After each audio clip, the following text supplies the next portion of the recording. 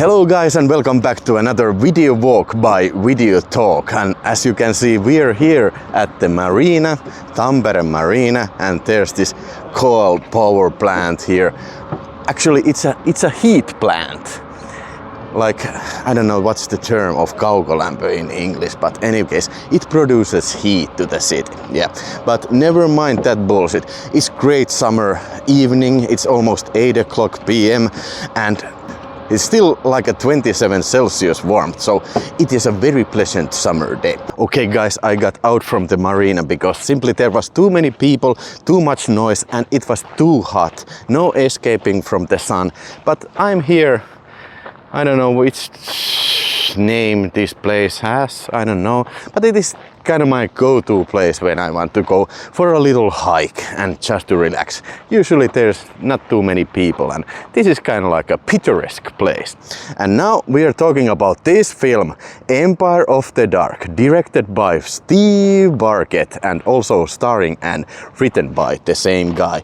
And also as a co-star we see Chris Barkett, who is Steve Barkett's son, and also in the producer credits we see Laura Barkett, which I think is Steve Barkett's daughter. So this is kind of like a family-made action adventure movie. And Steve Barkett is, to my knowledge, is like a self-made movie maker, a huge film fan, a science fiction buff, and he also made this film called Aftermath from year 1982, and this was from year 1990.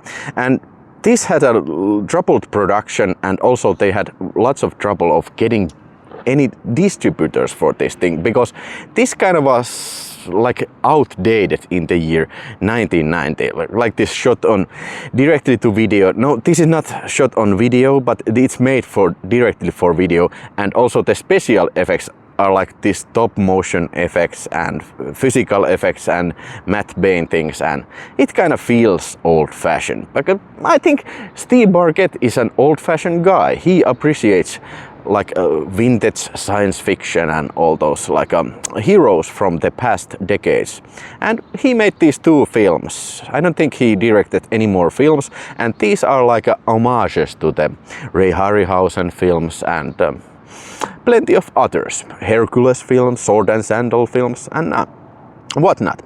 But Aftermath, it was a post-apocalyptic action movie, like in the similar vein as Mad Max or plenty of others, but this is like its own thing. This story tells about Satan worshippers.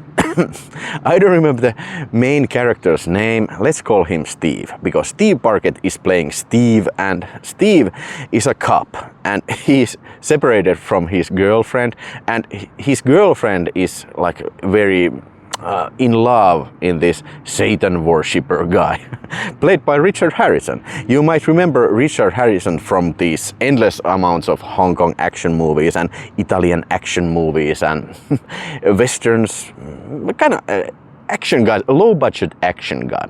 Here he has a small part, but very like he's not getting too much screen time, but his part is a big one, because he is the main antagonist here. So in the opening sequence, the creeping opening sequence, Steve gets a call from his ex-girlfriend, and he's like talking back to them. Oh, why don't you talk to your new husband about your problems? And the girl says, no, you don't, Steve, you don't understand. Come here quickly. And he goes there, and oh shit, there's a cave of Satan worshippers, and this bunch of Satan worshippers are like making a sacrifice and this ex is being sacrificed. Unfortunately, Steve fails to rescue her. The girl gets killed, but in the process Steve gets to rescue this baby. Now cut to 20 years later, and Steve is like still broken up, like about, oh shit, I fucked up, I didn't manage to rescue her, she was the love of my life, god damn it, and all that nonsense. And then again there's happening these Satan worshipping killings, and there's even a monster roaming in the forests. Like from out of the blue comes this scene where these two lovers are making out in a car, and, and then this giant monster, stop motion monster, appears from nowhere and kills them. So there's lots of problems in this neighborhood. And also Joe Pilato from Day of the Dead is playing this kind of like a professor guy who knows all about these like Satan worshippers. These are immortals, like druids, and they are trying to bring the Satan to earth or something like that. Yeah, the plot is a little all over the place. It is not as solid as storytelling wise as the Aftermath.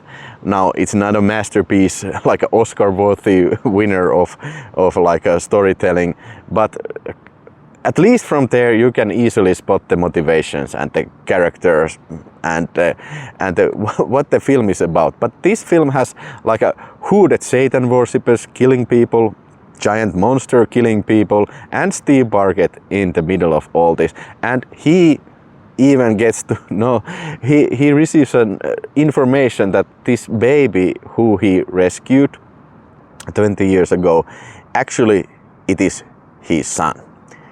So the baby and now the like a young guy is played by Chris Barkett. It's kind of like a very nice to see like a father and son like in an action movie. And boy does it have lots of action in this film.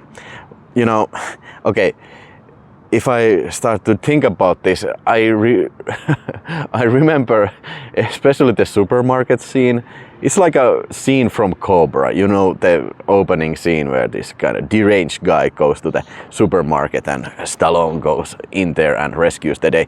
Here we have a little bit similar scene, only this time they're like shooting in the supermarket, and it's very funny scene. They're like playing hide and seek in the middle of aisles of supermarket. It's so stupid. But Steve rescues the day only to survive to the next day when a bunch of Satan worshippers attack him in the park. So there's like this big fight with board swords, you know, like this big Conan style swords, and they are duking it out in this like very large bridge, and oh my god, Steve kills, I think he kills like 15 of these people, and I don't think he even seems to, you know, remember that. He like later he in one character Steve just mentions that, oh yeah, I ran into some Satan worshippers and I killed a bunch of them. So I think one would think that even though you're a badass cop, you might mention that earlier to somebody. But here in this film it's now no big deal. So this is like a passion project of Steve Barkett's, and we get to see tank top, black tank top, and of course Steve gets to make out with a beautiful girl. Of course, I think there was a couple of sex scenes. No, I don't think there was nudity too much, but so you know, Steve is the man. And Steve Barkett is not is a very ordinary looking guy, kind of like a bearish guy. I think he's a very flexible guy. He can kick, he can use swords, and very athletic. Appears at least to be very athletic. I don't think they could afford lots of like stunt players in this film. I think the film was made, if I'm not mistaken, or maybe I confuse it with the Aftermath, it was made with $250,000, so not a huge budget. And gotta tell you, the special effects actually, considering the circumstances, they look pretty well done.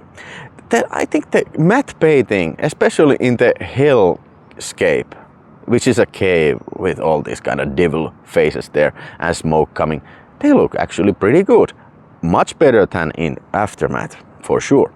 And also the stop motion effects, not the best I have seen, but they do their job brilliantly. And there's gore also, heads being chopped off, hands being chopped off, and it's kind of funny.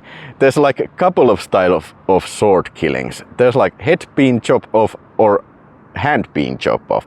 Maybe there was one scene where there was funny scene where this Chris, the son, shoots one Satan worshipper in the back, and his sword flies through the air, sticks in the ground with the blade up, and then this Satan worshipper guy stumbles to the sword. Chris shoots one more time in the back and he stumbles to the sword and sword comes through his chest. Very inventive. And of course, I have to mention the end fight. It seems to go forever.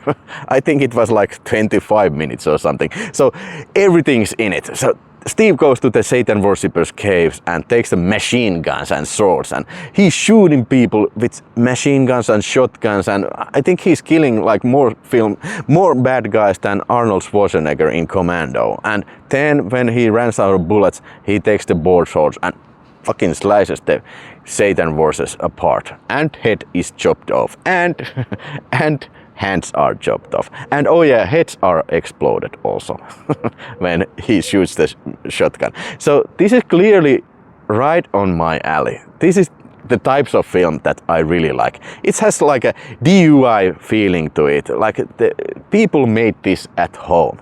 So I really do like that aesthetic of the film. It has been kind of a long time since I watched Aftermath. Maybe I need to watch Aftermath again soon. But I think Aftermath was a little bit better movie. But this was something that I had never previously seen, unlike Aftermath, which I had seen plenty of times on VHS. But in Finland they didn't release this on VHS, so I didn't see this until now. And thanks for MVD Visual and VCI for bringing this gem on Blu-ray. And speaking of Blu-ray, I think the picture quality is, under the circumstances, is very watchable and great looking. And also this has a lot of extras. It has 3 discs, 1 Blu-ray and 2 DVDs, and the other DVD includes the same contents and the Blu-ray, and there's 1 DVD for the extras.